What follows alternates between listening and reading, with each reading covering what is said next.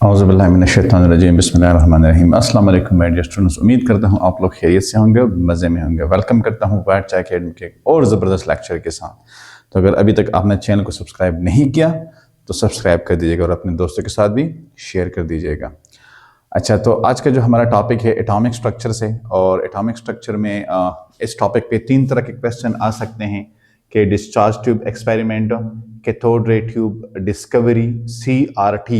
ये भी बाज़ औक़ात आपको वो दे देते हैं कि write down note on CRT या राइट डाउन द डिस्कवरी। अब CRT इस तरह की वो अगर बात कर लें, या डिस्कवरी ऑफ इलेक्ट्रॉन भी इसको कहते हैं, ठीक है। डिस्कवरी ऑफ कैथोड रेज भी इसको कहते हैं। तो ये डिफरेंट मतलब इसके नेम जो है ना वो हो सकते हैं। तो चलो हम इस पे बात कर लेते हैं। सबसे पहले तो आपको ये पता होना चाहिए कि विलियम क्रोक्स ने इस पे फॉर द फर्स्ट टाइम काम किया था, और विलियम क्रोक्स ने इसको विलियम क्रोक्स का जो है ना वो ट्यूब भी कहते हैं।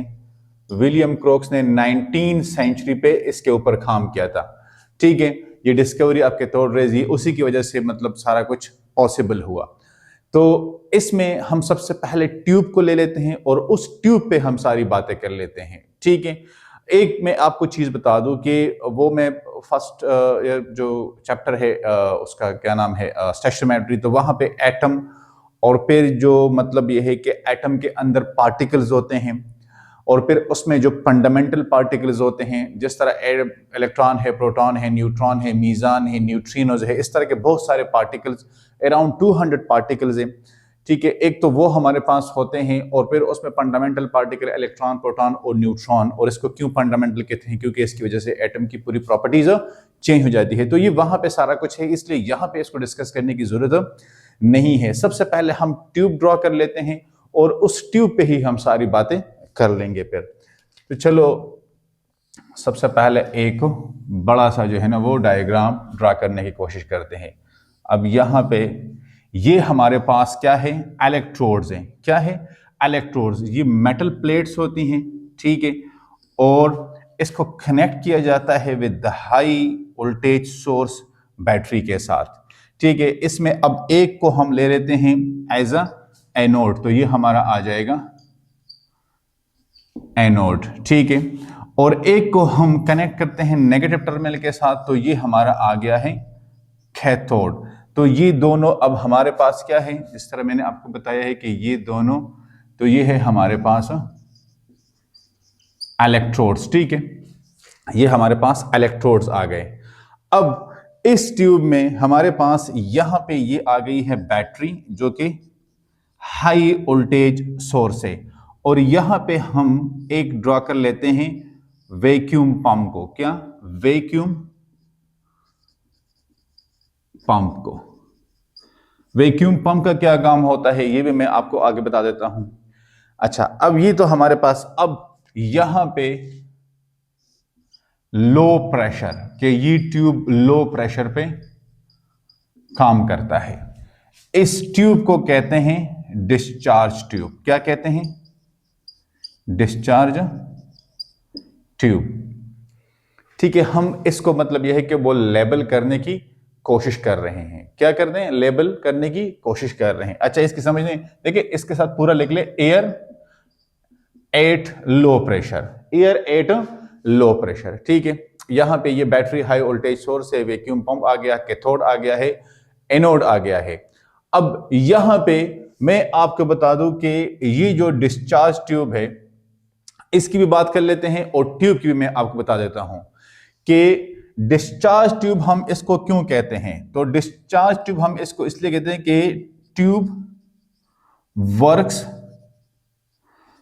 Under reduce pressure. Discharge tube हम इसको इसलिए कहते हैं कि ये रिड्यूस प्रेशर पे ये ट्यूब काम करता है। क्या करता है? रिड्यूस प्रेशर पे ये ट्यूब काम करता है, तो इसको हम इसलिए डिस्चार्ज ट्यूब कहते हैं। अब मॉडर्न डिस्चार्ज ट्यूब कौन से हैं? तो मॉडर्न डिस्चार्ज ट्यूब में हमारे पास आ जाते हैं नियॉन साइंस और neon gas tubes. Neon gas tube ये हमारे पास मॉडर्न डिस्चार्ज ट्यूब है।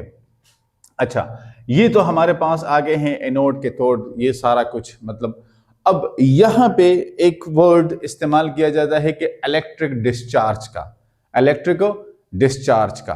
तो सबसे पहले हम अब इस ट्यूब पे बात कर लेते हैं। इस ट्यूब पे जब हम बात शुरू करते हैं तो हमारे पास स्टार्ट में देखिए ये एक ग्लास ट्यूब है। अब इस ट्यूब के अंदर इस तरह यहां पे फ्लोरेसेंट मटेरियल लगा होता है। क्या लगा होता है? फ्लोरेसेंट मटेरियल लगा होता है, ठीक है। ये अब फ्लोरेसेंट मटेरियल, इसका काम क्या होता है ये मैं आगे आपको बताता हूं। सबसे पहले हम स्टार्ट कर लेते हैं यहां से, इस बैटरी सोर्स से, ठीक है। इस बैटरी सोर्स से या हाई वोल्टेज सोर्स से, यहां पे आप अगर कहीं पे इस तरह आप लिख ले कि हाई वोल्टेज सोर्स तो ये भी ठीक है। यहां पे हम केस नंबर 1 में क्या करते हैं? केस नंबर 1 में वोल्टेज प्रोवाइड करते हैं। वोल्टेज कितना है हमारे पास? तो वो हमारे पास है 5000 केल्विन। प्रेशर हमारे पास होता है 1 मिलीमीटर ऑफ मरकरी और टॉर, दोनों यूनिट्स आप इस्तेमाल कर सकते हैं। जब हम ये वोल्टेज प्रोवाइड करते हैं at a low pressure, at a low pressure, तो क्या होता है? इस ट्यूब के अंदर कोई ट्रांसमिशन नहीं होती। ट्रांसमिशन मतलब ये कि कोई इलेक्ट्रिक डिस्चार्ज नहीं होती, कोई इलेक्ट्रिक डिस्चार्ज नहीं होती। अब इलेक्ट्रिक डिस्चार्ज से क्या मतलब है? तो electric discharge basically, electric discharge इसका मतलब यह है कि ये हमारे पास ट्रांसमिशन है, release and transmission of electricity, release and transmission of electricity, release and transmission of electricity. अब ये रिलीज और ट्रांसमिशन ऑफ इलेक्ट्रिसिटी कहां पे होता है? जब यहां पे इन दोनों ट्यूब्स के दरमियान पोटेंशियल डिफरेंस डेवलप होता है। मतलब यह है कि जब हम इसको वोल्टेज देते हैं तो यहां पे ट्रांसमिशन होती है किस चीज की? इलेक्ट्रिसिटी की। अब इस प्रेशर पे, इस टेंपरेचर पे और इस प्रेशर पे कोई ट्रांसमिशन नहीं हो रही थी, ऑल्दो हमारे पास जो है ना वो प्रेशर हमने लो रखा हुआ है। तो फिर क्या हुआ? केस नंबर 2 इसमें आ गया। अब केस नंबर 2 में फिर क्या हुआ? टेंपरेचर को रखा गया है 5000 to 10,000 केल्विन और प्रेशर रखा गया है 0.1 मिलीमीटर ऑफ मरकरी। अब जब हमने ये केस रखा तो इस पे हमारे पास यहां पे एक ग्रीन ग्लो अपीयर हुई, एक ग्रीन ग्लो अपीयर हुई, ठीक है। ये ग्रीन ग्लो किस वजह से अपीयर हुई? ये because of the fluorescent material, इस फ्लोरेसेंट मटेरियल की वजह से ये ग्रीन ग्लो अपीयर हुई। कब अपीयर हुई? जब हमने केस नंबर 1 को छोड़ के केस नंबर 2 पे चले गए। जब हमने वोल्टेज को फर्दर इंक्रीज किया 10,000 केल्विन तक, और साथ में हमने क्या किया? साथ में हमने क्या है कि प्रेशर को हमने 1 मिलीमीटर ऑफ मरकरी से 0.1 मिलीमीटर ऑफ मरकरी पे आए। Are you getting my point? Okay. तो इस पे आके हमारे पास ये मतलब यह है कि यहां पे एक ग्रीन ग्लो अपीयर हुई। अब ये ग्लो कैसे अपीयर हुई? यहां से रेज ने मूवमेंट शुरू की। अब इस रेस को क्या कहते हैं? इसको कहते हैं कैथोड रेस। क्या कहते हैं? Cathode rays. Originated from the cathode, originated from the cathode. यहां पे लिख ले के ओरिजिनेटेड फ्रॉम कैथोड, ठीक है। अब जब ये यहां पे आए, इस एनोड की तरफ आए, इस एनोड के पीछे यहां पे हमारे पास जो फ्लोरेसेंट मटेरियल लगा हुआ था, इनसाइड द ट्यूब एक लाइनिंग हुई थी, वहां पे एक ग्लो, एक चमक अपीयर हुई। Are you getting my point? Okay.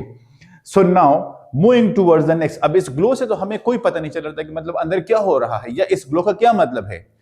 Actually, I am talking about back in 2019, in the 19th century. Sorry, 19th century. So वहां पे तो कोई अवेयरनेस नहीं थी। ये तो आज हम बात कर रहे थे कि इसका ये होता है, वो होता है, नियॉन साइंस होते हैं।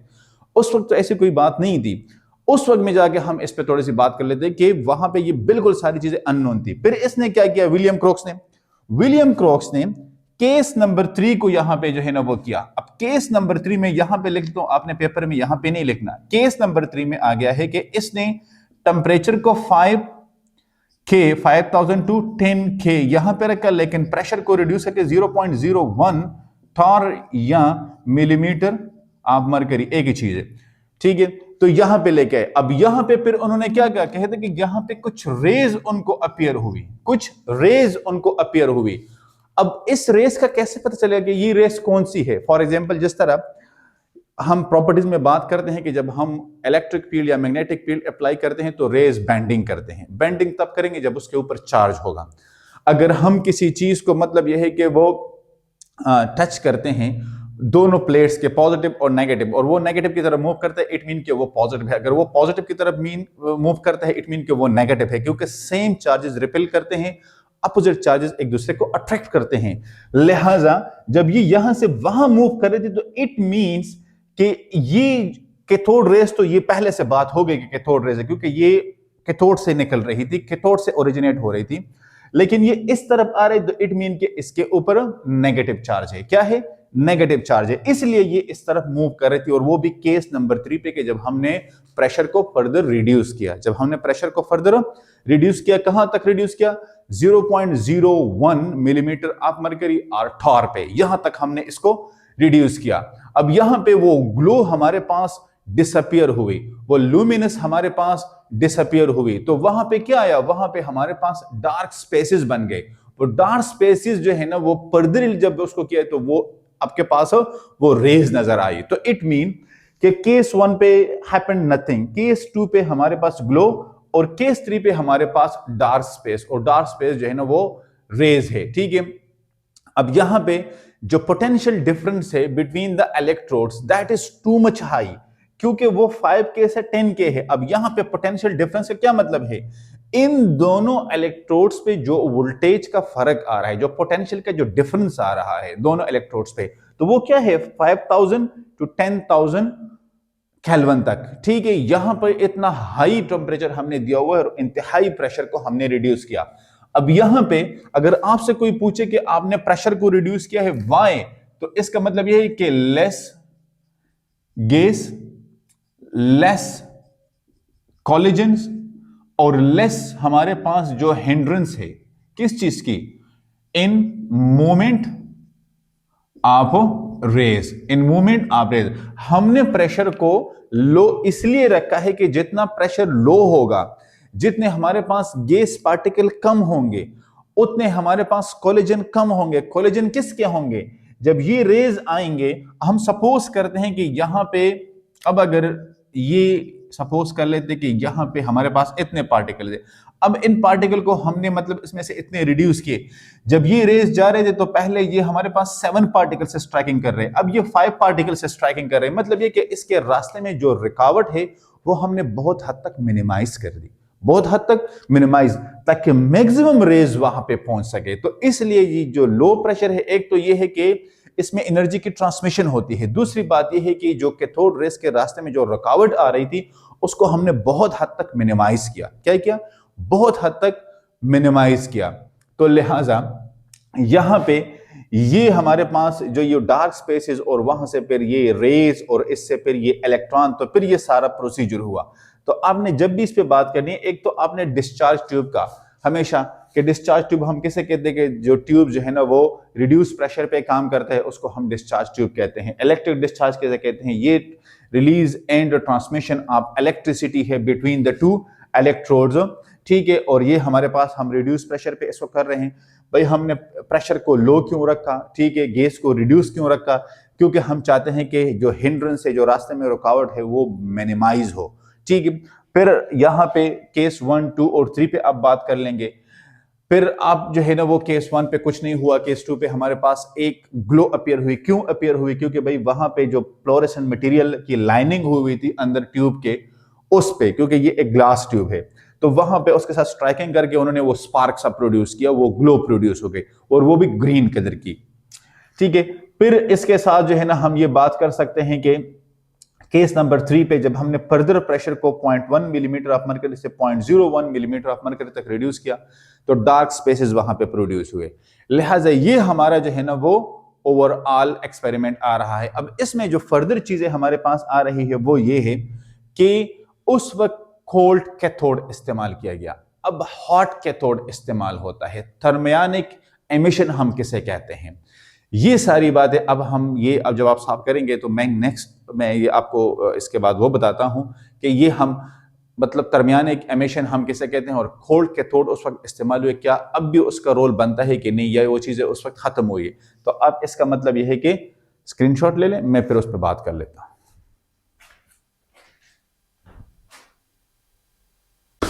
अच्छा गाइज, अब मैंने यहां पे एक चीज लिखी हुई है कि cold cathode versus hot cathode, William Crookes cathode versus modern cathode. इसका क्या मतलब है? अब देखिए थोड़े से अब अपने एक्सपेरिमेंट पे आ जाए। वहां पे हमने कहा है कि जो है ना हमारे पास कैथोड से रेडिएशन एमिट हो रही थी। हमने कहा कि ये जो कैथोड रेज है ओरिजिनेटेड फ्रॉम कैथोड। अब ये तो आपने जस्टिफाई करना है ना, स्टूडेंट्स को ये समझने की जरूरत है कि भाई कैसे ये कैथोड से ओरिजिनेट हो रहे हैं। अब इसका मैं आपको सिंपल एक डायग्राम यहां पे बना के दे देता हूं।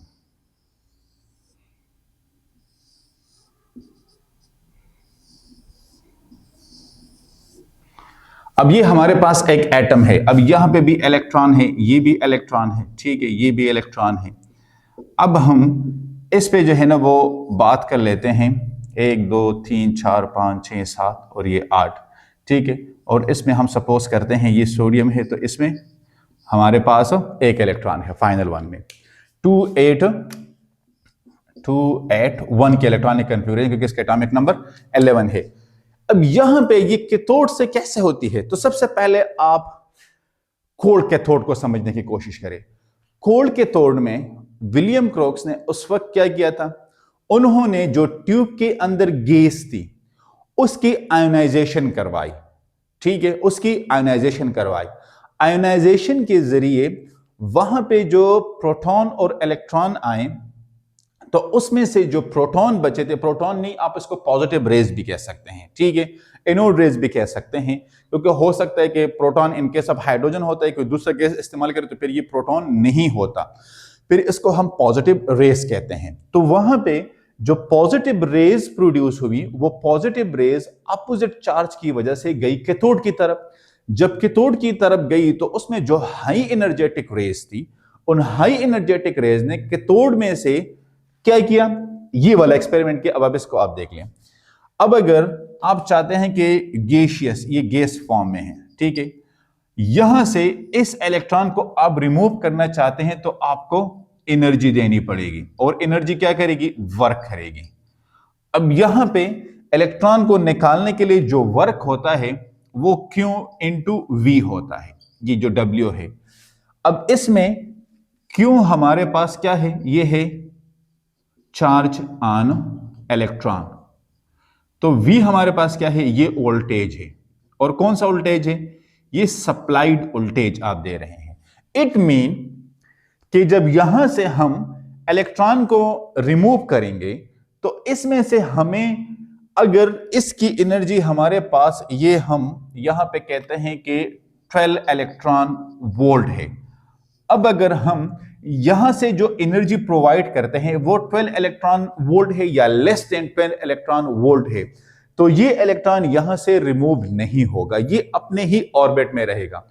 अच्छा, आप वो बातें छोड़े कि सन के सराउंडिंग में जो सियारे होते हैं, जो सितारे होते हैं, और ये एटम, उसको छोड़ दे, वो दोनों अलग अलग चीजें हैं, ठीक है। शेप वाइज आप कह सकते हैं, बाकी ये पूरा अलग फिनोमिना है, क्योंकि यहां पे एक सेंट्रीपिटल फोर्स होता है। क्या होता है, एक सेंट्रीपिटल फोर्स होता है, या इसको हम मैकेनिकल फोर्स भी कहते हैं। क्या, मैकेनिकल फोर्स भी हम इसको कहते हैं, ठीक है। ये न्यूक्लियस, इसके ऊपर अट्रैक्शन रख दी है, न्यूक्लियस के ऊपर पॉजिटिव चार्ज है, इलेक्ट्रॉन के ऊपर नेगेटिव चार्ज है। अच्छा, अब यहां पे इस अट्रैक्शन की वजह से इसकी एनर्जी 12 इलेक्ट्रॉन वोल्ट है। अगर हम 12 इलेक्ट्रॉन वोल्ट और less than 12 electron volt provide करते हैं तो यहां से कभी भी इलेक्ट्रॉन की रिमूवल नहीं होगी। फिर हमें क्या करना पड़ेगा, हमें 12 इलेक्ट्रॉन वोल्ट से मैक्सिमम एनर्जी देनी पड़ेगी, तो यहां से जो है ना वो इलेक्ट्रॉन रिमूव होगा। अब जब यहां से इलेक्ट्रॉन रिमूव होगा तो यही वो इलेक्ट्रॉन है, यही वो कैथोड रेज है जो मूव करती है उस डिस्चार्ज ट्यूब में टुवर्ड्स द एनोड। तो इसका उस वक्त उन्होंने गैस को आयोनाइज किया और गैस को आयोनाइज करने के बाद वहां पे जो वो पॉजिटिव रेज गई, वो पॉजिटिव रेज आके उन्होंने कैथोड के ऊपर स्ट्राइकिंग किया। कैथोड में से उन्होंने इलेक्ट्रॉन को निकाला और वहां पे वो पूरा एक्सपेरिमेंट हुआ। अब जो मॉडर्न, मैंने आपसे कहा था कि मॉडर्न कैथोड, ये डिस्चार्ज ट्यूब में क्या होता है, इसमें हार्ट कैथोड को इस्तेमाल करते हैं।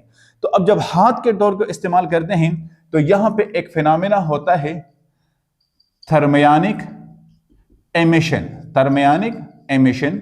अब थर्मियोनिक एमिशन क्या है? थर्मियोनिक एमिशन में हमें गैस की आयनाइजेशन की जरूरत नहीं पड़ती। यहां पे हमें सीधा सीधा ये वोल्टेज प्रोवाइड करना होता है। जितना ज्यादा हम वोल्टेज प्रोवाइड करते हैं उतनी ही एमिशन ज्यादा होगी। जितनी एमिशन ज्यादा होगी उतने ही प्रोडक्शन ऑफ इलेक्ट्रॉन ज्यादा होगा। जितने एनर्जेटिक इसकी एमिशन होंगे उतने ही एनर्जेटिक हमारे पास एक कैथोड रेज होंगे और उतनी ही पावरफुल इसकी स्ट्राइकिंग होगी। तो मॉडर्न जो थर्मियोनिक एमिशन है उसमें हम सीधा सीधा यहां पे वोल्टेज प्रोवाइड करते हैं।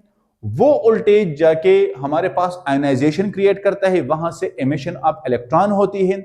ये एमिशन ऑफ इलेक्ट्रॉन जो है ना डिपेंड करती है प्रोवाइडेड वोल्टेज पे कि आपने कितना हाई वोल्टेज इसको प्रोवाइड किया है। तो मेरे कहने का मतलब यह है कि हम ये बात नहीं कर सकते कि जो विलियम क्रोक्स ने किया था कोल्ड इलेक्ट्रोड पे, ठीक है, वो कुछ मतलब ये कि अभी वो यूजफुल नहीं है। नहीं, हम अभी भी उसको इग्नोर नहीं कर सकते, उसकी अभी भी बहुत ज्यादा इंपॉर्टेंस है। लेकिन अब सिंप्लीफिकेशन के लिए हार्ट कैथोड को इस्तेमाल करें। गैस आयनाइजेशन की जरूरत आपको नहीं है। सीधा सीधा आप वोल्टेज दे दे, वहां से इलेक्ट्रॉन को रिमूव करे और कैथोड रेस की प्रोडक्शन कर ले। कैथोड रेस की प्रोडक्शन कर ले। तो ये हमारे पास जो कोल्ड कैथोड था उस वक्त 19वीं सेंचुरी में विलियम क्रोक्स ने जो इस्तेमाल किया था, गैस आयनाइजेशन पे जो काम करता था।